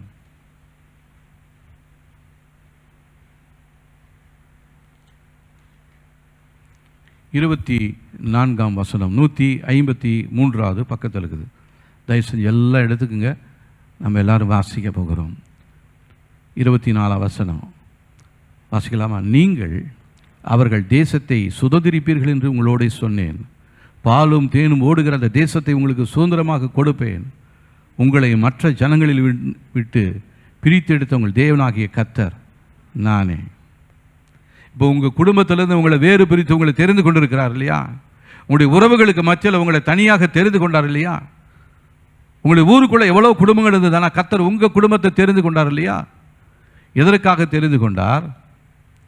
நீங்கள் அவர்கள் தேசத்தை சுதந்திரிப்பீர்கள் என்று உங்களோட சொன்னேன். பாலும் தேனும் ஓடுகிற அந்த தேசத்தை உங்களுக்கு சுதந்திரமாக கொடுத்தேன். இப்போ நீங்கள் இருக்கிற இடம் உங்களுக்கு சுதந்திரமாக கொடுக்கப்பட்டிருக்கிறது. அதில் சுதந்திரத்தோடு நடப்பதற்கு உங்களுக்கு இடம் இல்லை, அதிகாரம் இல்லை. சுதந்திரமாக எதையும் உங்களால் செய்ய முடியல. காரணம், அங்கே இருக்கிறதான அசுத்த ஆவிகள் உங்களுடைய எல்லைகளை, உங்களுடைய கைகளை கட்டி போட்டு இருக்கிறது. கட்டி போட்டதினால உங்களால் விடுதலையோடு எதையும் செய்ய முடியல. இதை செய்யணும், அதை செய்யணும், இப்படி பண்ணணும், இப்படி ஜெபம் பண்ணணும், சொந்தங்களுக்கெல்லாம் சொல்லணும், சொந்தங்களெல்லாம் ரட்சிக்கப்படணுன்ற எண்ணமெல்லாம் நமக்குள்ளே வருது. ஆனால் இந்த எண்ணத்தை செயல்படுத்த முடியாதபடிக்கு ஆவி மண்டலத்திலே உங்களுடைய கால்களும் கைகளும் கட்டப்பட்டிருக்கிறது. அதிலிருந்து நீங்கள் விடுதலையாக்கப்பட வேண்டும். அதற்காக தான் தேவன் உங்களுக்கு அந்த தேசத்தை, அந்த நல்ல குடும்பத்தை உங்களுக்கு கொடுத்திருக்கிறார். நீங்கள் நினைக்கலாம் வறண்டு போயிருக்கிற இந்த குடும்பமா அப்படின்னா, இல்லை. கர்த்தர் அதை குறித்து ஒரு நோக்கம் வச்சிருக்கார். எப்படிப்பட்ட இடமா உங்களுக்கு கொடுத்துருக்காரு தெரியுங்களா? பாலும் தேனும் ஓடுகிறதான தேசம். ஆசீர்வாதமாக இருக்கணும்னு தான் கர்த்தர் உங்களுக்கு அந்த குடும்பத்தை கொடுத்துருக்கிறாரு. ஆனால் அந்த குடும்பத்தில் நீங்கள் வெட்கப்பட்டு தலை குனிந்து அவமானத்தோடு நிந்தையோடு இருக்கிறீர்கள். இது தேவனுடைய சித்தம் அல்ல. நீங்கள் சுதந்திரித்துக் கொள்ள வேண்டும். சத்துருவை பிடித்து அவன் கரங்களில் இருக்கிற அதிகாரங்களை நீங்கள் பறித்து கொள்ள வேண்டும். சத்துரு யாருன்னே தெரியாததுனால, தேவனை ஆராய்ச்சாலும் தேவன் யாருன்னு தெரியாததுனால தான் தேவனையும் விடுதலையோடு ஆராதிக்க முடியல. சத்துரு யாருன்னு தெரியாதனால தான் சத்துருவோடு போய் உக்காந்துக்கிட்டு அவனுடைய ஆலோசனையை கேட்டுக்கிட்டு அவன் சொல்கிற சத்தத்தை கேட்டுக்கிட்டு குழம்பி கலங்கி போய் வந்திருக்கிறீங்க. இது தேவனுடைய சித்தம் அல்ல. உங்களுக்காக தேவன் கொடுக்கப்பட்டதான அந்த நல்ல இடம், பாலும் தேனும் ஓடுகிறதான தேசம். நம்ம ஒவ்வொரு வீடுகளிலும் நம்ம இந்த ஜெப நாட்களில் நம்ம பார்த்து கொண்டு வருகிறதான அந்த வசனம், உபாகமம் 1ஆம் அதிகாரம் 11ஆம் வசனம், நீங்கள் இப்பொழுது இருக்கிறதை பார்க்கலாம் 1000 மடங்கு. இதுதான் வருகிறதான வருஷத்தில் தேவன் நம்மை குறித்ததாய் வைத்திருக்கிறதான ஒரு திட்டம். உலகம் என்ன வேணாலும் சொல்லலாம், உலகம் வறண்டு போகலாம், உலக பொருளாதார நிலைமையில் சீர்குலைந்து போகலாம், சமாதானம் இல்லாமல் போகலாம், சண்டைகளும் யுத்தங்களும் அதிகமாக வரலாம், பஞ்சங்களும் பசிகளும் அதிகமாக வரலாம், எல்லாற்றிலையுமே ஒரு வறட்சி தன்மை உண்டாக போகிறது. தண்ணீரிலிருந்து சாப்பாட்டிலிருந்து எல்லாத்திலையுமே ஒரு வறட்சி உண்டாக போகிறது. இன்னும் அதிகமாக சொல்லணும்னா தேவனுடைய வார்த்தைகளிலும் நமக்கு ஒரு வறட்சியை பிசாசு வைத்து கொண்டிருக்கிறோம். காரணம் என்னன்னா, தேவனுடைய வார்த்தைகளை கேட்டுமே அது நம்முடைய உள்ளத்துக்குள்ள வைக்க முடியாதபடிக்கு பிசாசு என்ன பண்ணிட்டான் தெரியுங்களா? கேட்ட வார்த்தைகளெல்லாம் திருடிட்டு போயிட்டான். இப்போ நீங்கள் வெறுமையாக்கப்பட்டிருக்கிறீங்க. இதுதான் வசனம் கேட்கக்கூடாத ஒரு பஞ்சம். இந்த வசனம் கேட்கக்கூடாத ஒரு பஞ்சத்தில் நீங்கள் இருக்கிறீங்க, நாம் இருக்கிறோம். இதுலேருந்து வெளியே வரணும். அதிகமாக தேவனுடைய வார்த்தைகளை நீங்கள் தியானம் பண்ணணும், தேவனுடைய வார்த்தைகளை நீங்கள் வாசிக்கணும். அதையே இரவும் பகலும் தியானம் பண்ணிக்கிட்டே இருக்கணுமே ஒழிய பிசாசு சொல்கிறதான காட்டுகிறதான எந்த காரியத்திலும் நம்முடைய தியானம் இருக்கக்கூடாது. நம்முடைய கவனம் சிதறவே கூடாது.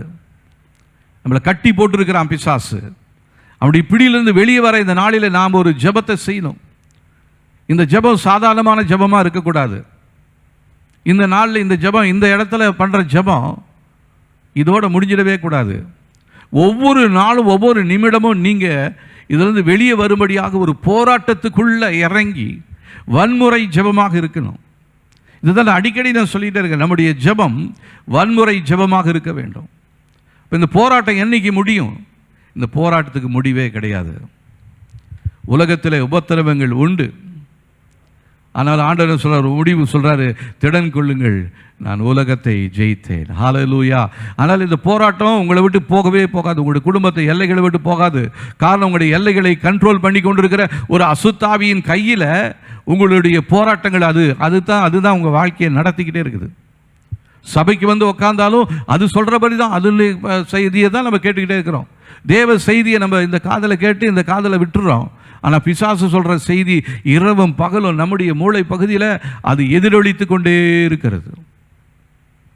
கம்யூனிஸ்ட் கண்ட்ரிகளில் தேவன் கடவுளை இல்லைன்னு சொல்கிறதான அந்த நாடுகளில் கடவுளை குறித்து சொல்ல முடியாது. அப்படிப்பட்ட நெருக்கங்கள்லாம் நாட்கள்லாம் இருந்துச்சு.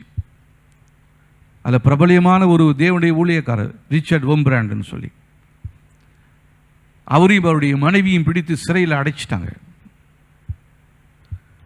அவருடைய முதுகில் காயத்தின் தழும்புகள் இயேசு கிறிஸ்துவின் முதுகில் ஏற்பட்டது போல அவருடைய முதுகில் இருந்துச்சான். ரஷ்யா தேசத்தில் அவரை பிடிச்சிட்டு போய் வச்சுருந்தாங்க.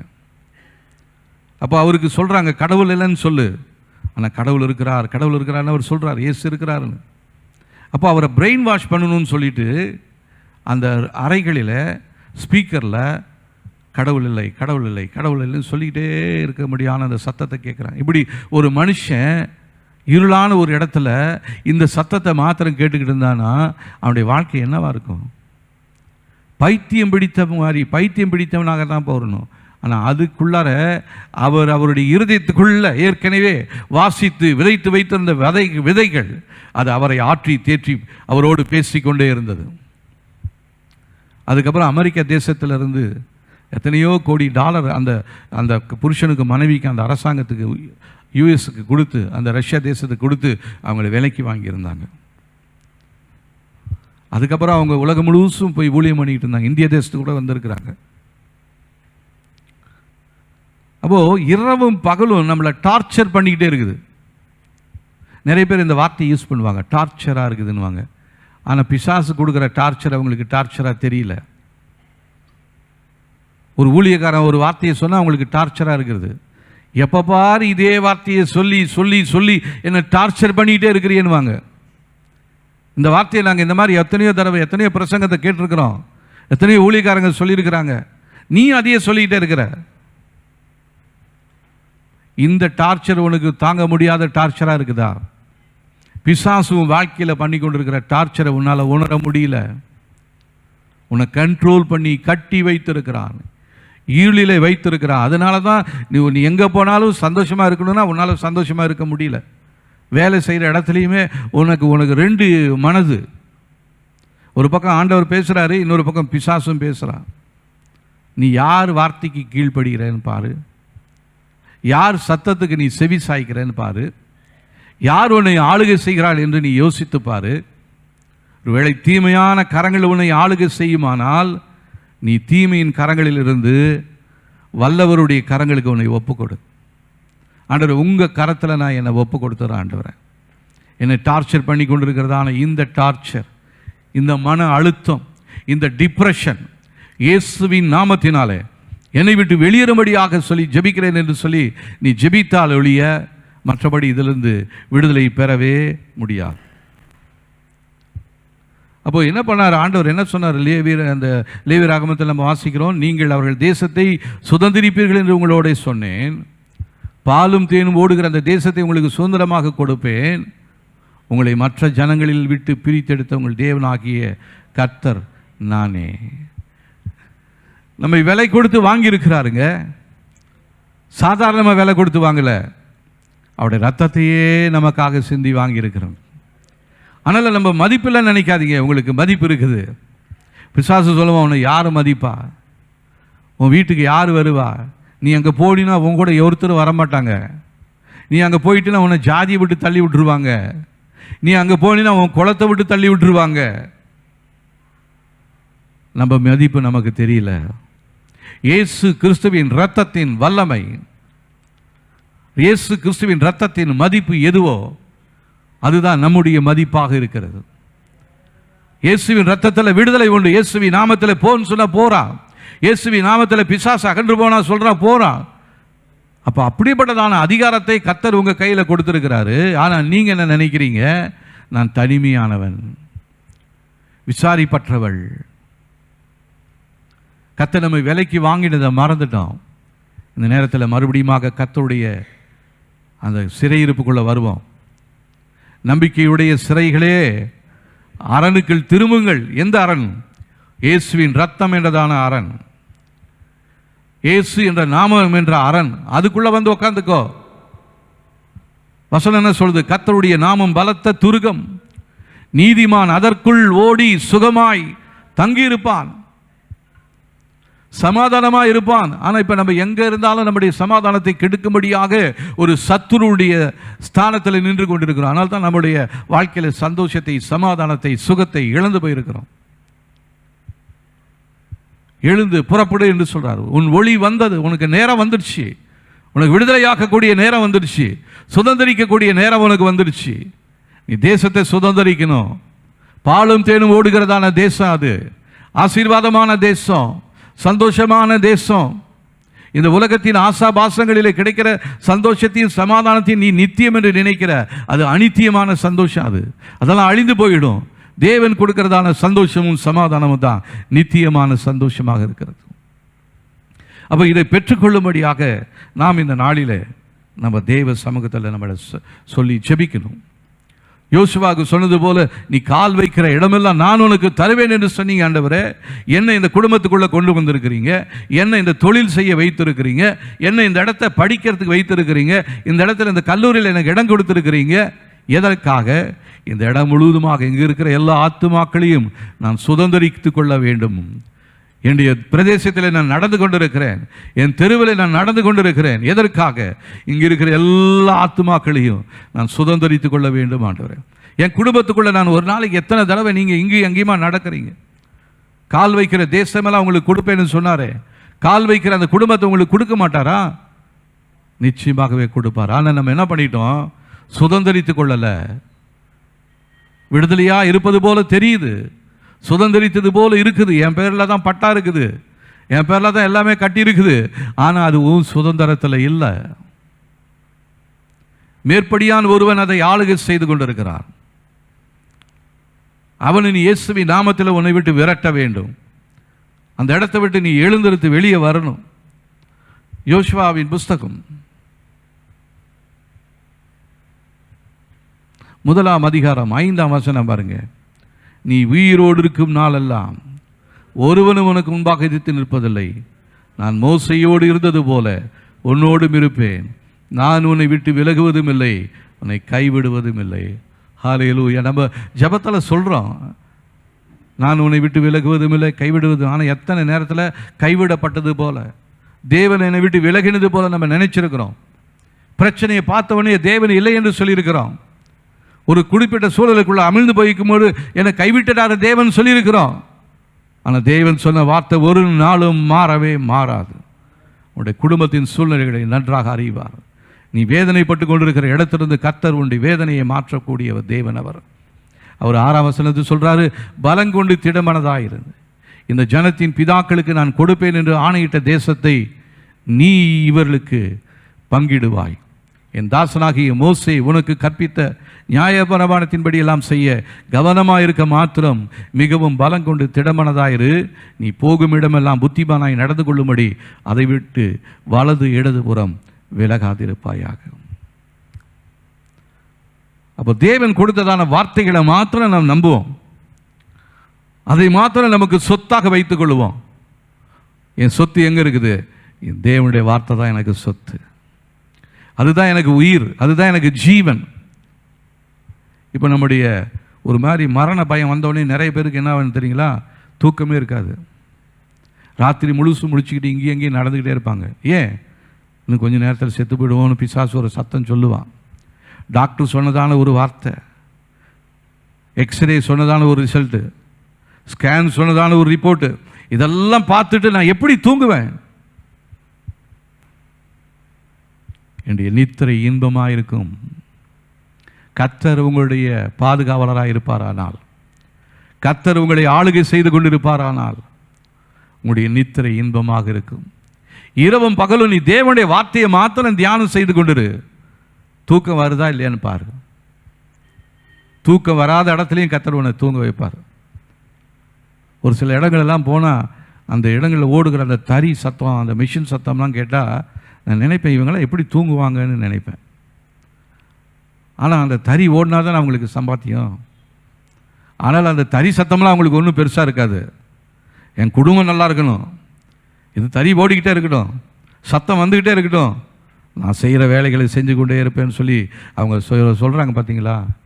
அதை போல நம்முடைய எண்ணமும் ஏக்கமும் பரலோகத்தை குறித்து இருக்குமானால் என்ன தான் பிசாசு சொன்னாலும் நமக்குள்ள ஒரு மன அமைதியை கர்த்தர் கொடுக்க போதுமானவராக இருக்கிறார்.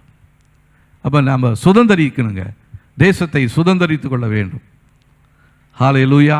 ஒருவேளை நீங்கள் அதை சுதந்திரிக்கலைன்னா அது உங்களை சுதந்திரிச்சிக்கும். நீங்கள் சில பிசாசுகளை விரட்டலைன்னா அந்த பிசாசு உங்களை என்ன பண்ணுவான்? விரட்டிடுவான். ஆதியாகமம் 1ஆம் அதிகாரம்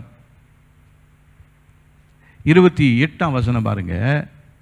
பின்பு தேவன் அவர்களை நோக்கி, நீங்கள் பழுகி பெருகி பூமியை நிரப்பி அதை கீழ்ப்படுத்தி சமுத்திரத்தின் மச்சங்களையும் ஆகாயத்து பறவைகளையும் பூமியின் மேல் நடமாடுகிற சகல ஜீவ ஜந்துக்களையும் ஆண்டு கொள்ளுங்கள் என்று சொல்லி தேவன் அவர்களை ஆசீர்வதித்தார். தேவன் எதை சொல்லி ஆசீர்வதிச்சார்? நீங்கள் எல்லாவற்றையும் ஆண்டு கொள்ளுங்கள் என்று சொல்லி அவர்களை ஆசீர்வதிச்சார். ஆனால் இன்றைக்கி நம்ம எல்லாத்தையும் ஆளலை, அதுதான் நம்மளை ஆண்டுக்கிட்டே இருக்குது. நீ பயப்படு அப்படின்னு பயந்துட்டு இருக்கிறோம். தூக்கம் வரக்கூடாது, தூங்காத அப்படின்னு நான் சொல்லுது, ஆனால் நம்ம தூங்காமல் இருக்கிறோம். இதையே யோசிக்கிட்டே இருந்தது, அதையே யோசிக்கிட்டே இருக்கிறோம். நமக்கு ஆளுகை சேர்த்துக்கு நமக்கு பலன் இல்லாதபடி இருக்கிறது. பலன் இல்லாத நமக்கு பலன் கொடுக்கக்கூடிய பரிசுத்த ஆவியானவர், அவரை உயிரோடு எழச் செய்ததான அதே வல்லமை இன்னைக்கு எங்க இருக்குதுன்னு நினைக்கிறீங்க? இயேசு கிறிஸ்துவை உயிரோடு எழுப்பின பரிசுத்த ஆவியானவர் உங்களில் வாசமாயிருந்தால் சாவுக்கு ஏதுவான உங்களுடைய சரீரத்தை உயிர்ப்பிக்க வல்லவர். ஹல்லேலூயா. அவர் எங்க இருக்கிறாரு? உங்களுக்குள்ள இருக்கிறாரு. அவர் யாரு? அவர் என்ன பண்ணாரு? இயேசு கிறிஸ்துவே உயிரோடு எழச் செய்தவர் உங்களுக்குள்ள இருந்தா சாவுக்கு எதுவான சோர்ந்து போயிருக்கிற உங்களுடைய மூளை பகுதியை, உங்களுடைய குடும்பத்தை, உங்களுடைய எதிர்காலத்தை அவர் உயிர்ப்பிக்க மாட்டாரா? அவரை உள்ள வச்சுக்கிட்டே நம்ம என்ன பண்ணிட்டு இருக்கிறோம்? அலைந்து திரிந்து கொண்டிருக்கிறோம். இன்னொரு காரியத்தை வாசிக்கலாம் பாருங்க. 1 ராஜாக்கள்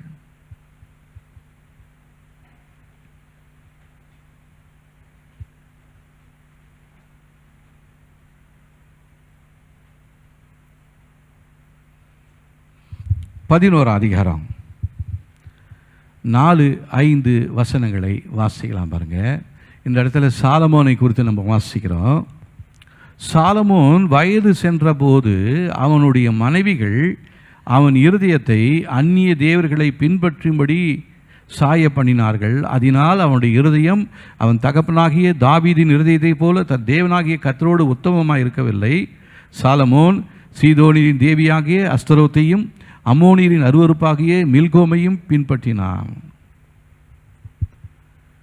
இப்போ சாலமோன் நிறைய நீதிமொழிகள்லாம் மற்றவங்களுக்கெல்லாம் அறிவுரையெல்லாம் எழுதி வைத்தார்.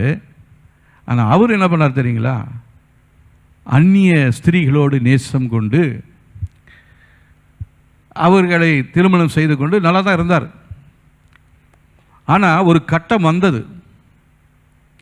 அவருக்கு வயது சென்றதாய் மாறின பின்பு அவருக்குள்ளே இருந்ததான அந்த பலனெல்லாம் போயிடுச்சு.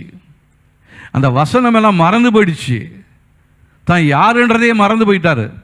வயது சென்றதுனால மறதி தன்மை வந்துடுச்சு. இப்போ என்ன இருக்குது? கூட இருக்கிறதான அஸ்தரோத்தும் மில்கோமும் இப்போ சாலமோன் ராஜாவை பிடித்து கொண்டது. அப்போ உங்களை பிடித்து வைத்திருக்கிற அசுத்த வல்லமையை நீங்கள் வெளியேற்றலைன்னா அந்த அசுத்த வல்லமை உங்களை பிடித்து கொண்டு நாளைக்கு உங்களை தவறான காரியத்தில் உங்களை நடத்துங்க. ஆனால் இப்போ என்ன பண்ணுறது? நமக்குள்ள இருதயத்துக்குள்ள இருக்கிற பய உணர்வுகளை, குற்ற உணர்வுகளை எல்லாவற்றையும் இயேசுவின் நாமத்தினாலே என்னை விட்டு வெளியேற்றுகிறேன் என்று சொல்லி நீங்களும் நானும் ஜெபிக்க வேண்டியது அவசியமாக இருக்கிறது. ஹல்லேலூயா. ஆபிரகாமை அழைத்தவர் என்ன சொன்னார்? இந்த தேசத்தை நான் உனக்கு ஆளுகை செய்யும்படி உனக்கு கொடுப்பேன் என்று சொன்னாரா? ஆதியாகமம்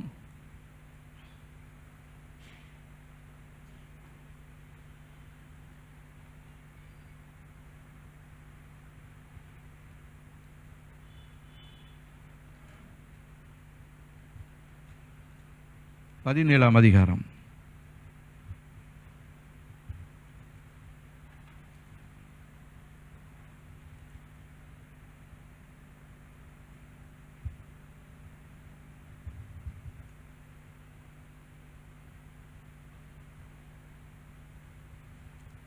8ஆம் வசனம் பாருங்க.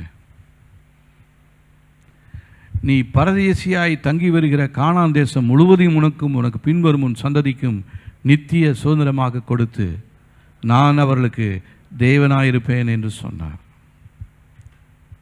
நம்ம பரதேசியாய் தங்குகிறதான கானான் தேசம் முழுவதையும் நமக்கும் நமக்கு பின்வரும் சந்ததிக்கும் தேவன் வாக்கு பண்ணியிருக்கிறார்.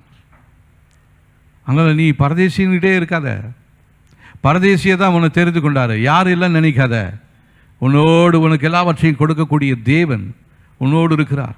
நீ எழுந்து நீ தேசத்தை சுதந்திரித்துக்கொள், உன் குடும்பத்தை நீ சுதந்திரித்துக்கொள், உன் தொழிலை நீ சுதந்திரித்துக்கொள், நீ இருக்கிற இடத்தை நீ ஆளுகை செய்யும்படியாக கர்த்தர் உன்னை தெரிந்து கொண்டிருக்கிறார்.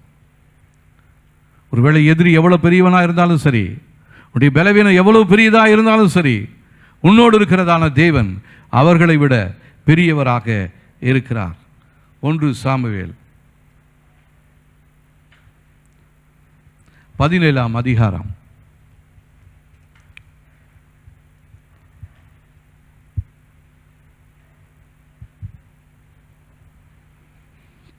4ஆம் வசனம் பாருங்க, 362ஆம் பக்கத்தில் இருக்குது.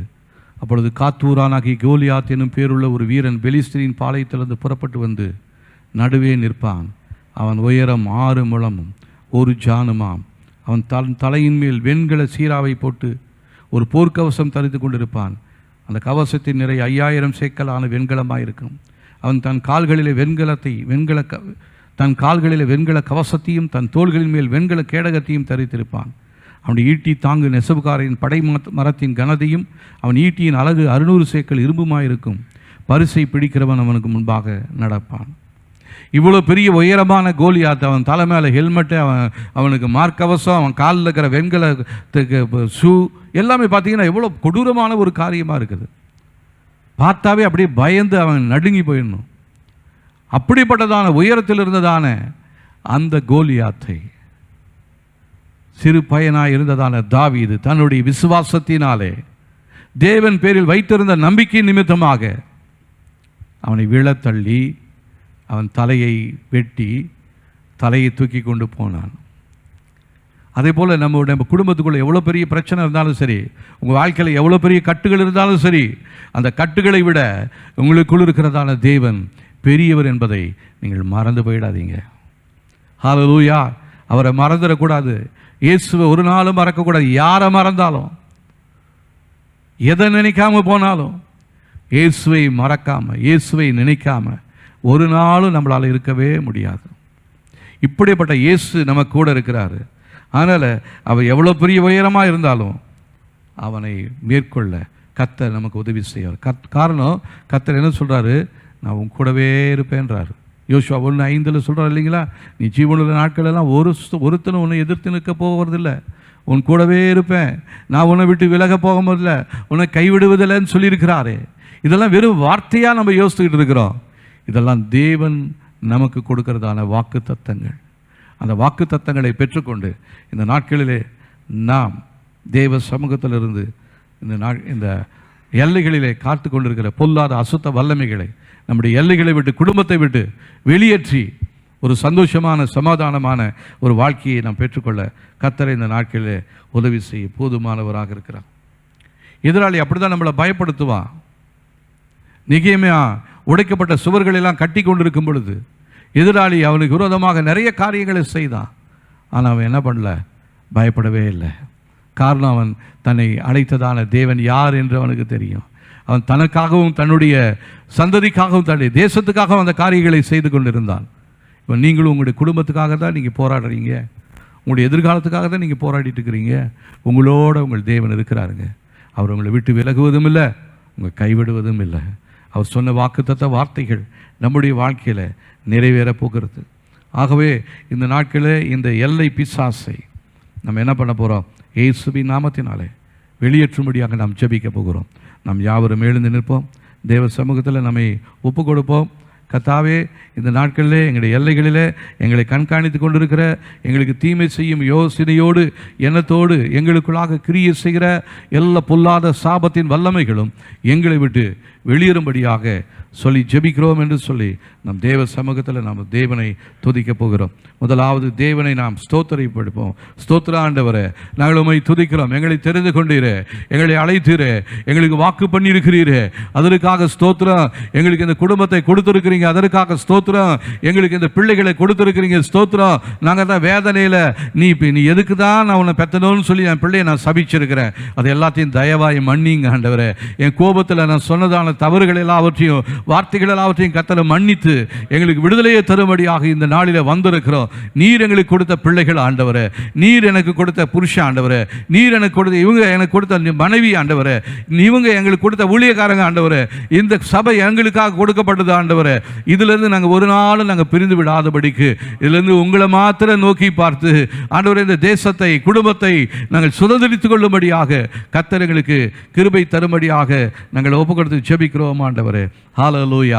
இரண்டாவது படி, நமக்கு ஆவியானவர் ஞாபகப்படுத்துகிற பாவ காரியங்கள் எல்லாவற்றையும் கர்த்தருடைய சமூகத்தில் நாம் அறிக்கை செய்வோம். கடந்த நாட்களில் நம்முடைய வார்த்தையின் மூலமாய், எண்ணத்தின் மூலமாய், செயல்களின் மூலமாய், கிரியைகளின் மூலமாய் நாம் செய்ததான எல்லா பாவ காரியங்களையும் கர்த்தருடைய சமூகத்தில் அறிக்கை செய்வோம். ஆண்டவரே, அதிலிருந்து எங்களுக்கு ஒரு விடுதலையை கொடுங்க. இயேசுவின் ரத்தத்தினாலே எங்களுடைய பாவங்களை, சாபங்களை எல்லாம் கழுவி ஆண்டவரே எங்களை கீழான நிலையிலிருந்து மேலான நிலைக்கு மாற்றும்படியாக இப்பொழுது நாங்கள் ஒப்புக் கொடுக்கிறோம். எங்களை கீழான நிலைக்கு இழுக்கும்படியாக கிரியை செய்கிற பள்ளத்தாக்கின் ஆவிகளின் பிடியிலிருந்து இயேசுவின் நாமத்தினாலே நானும் எங்களுடைய குடும்பமும் இயேசுவின் நாமத்தில் விடுவிக்கப்படும்படியாய் சொல்லி ஜெபிக்கிறோம் ஆண்டவரே. 4ஆம் படி, அந்த பிசாசின் ஆளுகை செய்யும் பகுதிகளை, பெயர்களை சொல்லி அவைகளிலிருந்து விடுதலை பெறும்படி சொல்லி ஜெபிக்கலாம். உங்களுடைய குடும்பத்தின் மேலே, உங்களுடைய புருஷன் மேலே, உங்களுடைய மனைவியின் மேலே, உங்களுடைய பிள்ளைகள் மேலே ஆளுகை செய்கிற தீமையின் வல்லமைகள் அகன்று போகும்படியா உங்களுடைய புருஷன் பேரை சொல்லுங்கள், உங்களுடைய மனைவி பேரை சொல்லுங்கள், உங்களுடைய பிள்ளைகளின் பேரை சொல்லுங்கள். ஒவ்வொன்றா சொல்லுங்கள். ஹல்லேலூயா. நன்றி நன்றி நன்றி. அந்த பேர்களெல்லாம் சொல்லுங்கள். இவைகள் மேலே ஆளுகை செய்கிறதான பொல்லாத ஆவியே, இயேசுவின் நாமத்தினாலே நான் உன்னை இனம் கண்டு கொண்டேன். நீ இந்த யுத்தத்தில் நீ ஜெயித்துதான் போல ஒரு பொய்யான பாயான தோற்றத்தை ஏற்படுத்தி கொண்டிருக்கிற உன்னை என்னுடைய ஆண்டவராகிய இயேசு 2022 ஆண்டுகளுக்கு முன்பாகவே உன்னை சிலுவையிலே தலை நசுக்கி விட்டார். உனக்கு அதிகாரம் இல்லை. நீ என்னை எவ்வளவு நாள் ஏமாத்தி கொண்டிருந்த, என் சிந்தையில் யார் இருக்கிறாங்கன்னு நான் தெரியாம உன்னுடைய சத்தத்தை கேட்டுக்கிட்டு நான் திகைத்து கொண்டிருந்தேன். இந்த நாளிலே நான் ஒரு மீட்பை பெற்றுக்கொள்கிறேன். இனி உன் சத்தத்தை நான் கேட்க போவதில்லை. தேவனுடைய சத்தத்தை நான் கேட்கிறேன் ஆண்டவரே. ஹல்லேலூயா. ஸ்தோத்திரம் ஆண்டவரே. நமக்கு எதிராக பிசாசினாலே போராட்டங்கள் உண்டு. வான மண்டலங்களில் இருக்கிற பொல்லாத ஆவியின் சேனைகளோட, அதிகாரங்களோட, துரைத்தனங்களோட நமக்கு யுத்தம் உண்டு. ஹல்லேலூயா. அந்த யுத்தத்தில் ஜெயிப்பதற்கு கர்த்தர் நமக்கு போதுமானவராக இருக்கிறார். யுத்தத்தை நடத்துகிற தலகர்த்தராக இயேசு இருக்கும் பொழுது அவர் நம்முடைய வாழ்க்கையை நம்மை மேன்மைப்படுத்த போதுமானவராக இருக்கிறார். நாம் வசிக்கிற இடத்தை ஆளுகை செய்கிற, தொழில் செய்கிற இடத்தை ஆளுகை செய்கிற, சந்ததியின் மேல் ஆளுகை செய்கிற தீமையின் வல்லமைகள் எங்களுடைய வாழ்க்கையின் சகல காரியங்களை விட்டு அகன்று போவதாக சொல்லுங்க. ஆண்டவரே, என் குடும்பத்தை விட்டு, சந்ததியை விட்டு, என் தொழிலை விட்டு இயேசுவின் நாமத்தினாலே ஆளுகை செய்கிற பொல்லாத ஆவியே, நீ எங்களை விட்டு வெளியேறுவாயாக என்று சொல்லி கட்டளை கொடுக்கிறோம். எங்களுடைய எல்லைகளிலே, குடும்பத்திலே, தொழிலிலே கிரியை செய்கிற, ஆளுகை செய்கிற எல்லா மந்திர சூனிய வல்லமைகள் இயேசுவின் நாமத்தினாலே எங்களுடைய வாழ்க்கையை விட்டு, சந்ததியை விட்டு வெளியேறும்படியாக சொல்லி ஜெபிக்கிறோம் ஆண்டவரே. எங்களுடைய சமாதானத்தை கெடுத்து கொண்டிருக்கிற, சந்தோஷத்தை கட்டி வைத்திருக்கிற பொல்லாத ஆவியே, இயேசுவின் நாமத்தினாலே எங்களுடைய வாழ்க்கையை விட்டு வெளியே போ என்று சொல்லுகிறேன். ஹல்லேலூயா. தானியேலின் ஜெபத்திற்கு பதில் வர முடியாதபடி தடை செய்து கொண்டிருந்த பெர்சியா தேசத்து அதிபதியை போல என்னுடைய ஜெபம் என்னுடைய தேவன் கேட்டிருக்கிறார். அவரிடத்திலிருந்து வரக்கூடிய பதிலை தடை பண்ணி வைத்து வான மண்டலங்களில் இருந்து கொண்டு தடை செய்கிற பொல்லாத அசுத்த வல்லமைகள் இயேசுவின் நாமத்தினாலே எங்களுடைய எல்லைகளை விட்டு வெளியேறுவதாக. நாங்கள் பண்ற ஜெபத்துக்கு கர்த்தர் எங்களுக்கு பதில் கொடுக்கிற தேவனாக இருக்கிறீங்க ஆண்டவரே. அந்த பதிலை இயேசுவின் நாமத்தினாலே இந்த நாட்களிலே, இந்த வருஷம் முடிவதற்குள்ளாகவே நாங்கள் இதுவரையிலும் ஜெபித்த ஒவ்வொரு ஜெபத்திற்கும் நாங்கள் பதிலை பெற்றுக்கொள்ள முடியும் ஆண்டவரே. நீங்க உதவி செய்யுங்க ஆண்டவரே. பெர்சியா தேசத்தின் அதிபதியை கர்த்தாவே கண்ட்ரோல் பண்ணும்படியாக மிகாவேல் தூதனை எங்களுக்காக நீங்க அனுப்புங்க ஆண்டவரே. அவங்க எங்க சார்பில் இந்த யுத்தத்தை செய்வார்களாக. இந்த யுத்தம் கர்த்தருடையது ஆண்டவரே, ஜெயம் எங்களுடையது ஆண்டவரே. நாங்கள் அதை பெற்றுக்கொள்ளும்படியாய் உங்களுடைய இடத்துல வந்திருக்கிறோம் ஆண்டவரே. எங்களுடைய வீடுகளிலே ஆண்டவரே, எல்லைகளிலே கிரியை செய்கிற எல்லா விக்கிரக வல்லமைகளும் இயேசுவின் நாமத்தினாலே அழிக்கப்படும்படியாக தேவ சமூகத்து அக்கினியானது எங்கள் மேல், குடும்பத்தின் மேல், தேசத்தின் மேல் இறங்கி வரும்படியாக சொல்லி ஜெபிக்கிறோம் ஆண்டவரே. எங்களை தீமையின் ஆளுகையில் மேலே ஆண்டவரே, எங்கள் மேலே கிரியை செய்கிற தீமையின் ஆளுகைகள் இயேசுவின் நாமத்தினாலே எரிந்து போகும்படியாக சொல்லி ஜெபிக்கிறோம் ஆண்டவரே. எங்களுடைய பிதாவை, எங்களுக்கு விரோதமாக செயல்படுகிற அனைத்து விக்கிரகங்கள் மூலம் நாங்கள் பிசாசோடு செய்த பொருத்தனைகள், சடங்குகள் வழியாக கடந்து வந்திருக்கிற அனைத்து தீமையான ஆளுகைகளும் இயேசுவின் நாமத்தினாலே அழிந்து போவதாக. நம்முடைய உறவுகள் மூலமாக, சொந்தங்கள் மூலமாக நம்ம நிறைய பூசைக்கு போயிருப்போம். அந்த சடங்குகளில் கலந்து கொண்டிருப்போம். ஒருவேளை கலந்துகளனாலும் பக்கத்தில் நின்றுகிட்டே இருந்திருப்போம். நம்ம பலவீனமானவர்கள். நம்ம பக்கத்தில் நின்னாலும் அங்கு ஆளுகை செய்கிற அந்த அசுத்த வல்லமைகள் நம்மளுக்குள்ளாக கடந்து வந்து இன்றைக்கு நமக்கு விரோதமாகவே தொல்லைகளை ஏற்படுத்தி கொண்டிருக்கிறது. அதனால சொல்ல போகிறோம், எங்களுடைய குடும்பத்தின் வழியா நாங்கள் சடங்குகளில் கலந்து கொண்டோம், வனாந்தரங்களில் கடந்து கொண்டோம். விக்கிரகத்தை நம்ம ஆராதிக்கலனாலும் விக்கிரகத்து பக்கத்தில் இருந்தோம். அது என்ன செய்யணும்னு நாங்கள் நினைச்சோம். அதுதான்ப்பா இப்போ எங்களை ஆளுகை செஞ்சிட்டு இருக்குது. எங்களுக்குள்ள தேவ வல்லமை இருந்துச்சுன்னா எந்த பிசாசு எங்களை ஆளுகை செய்ய முடியாது.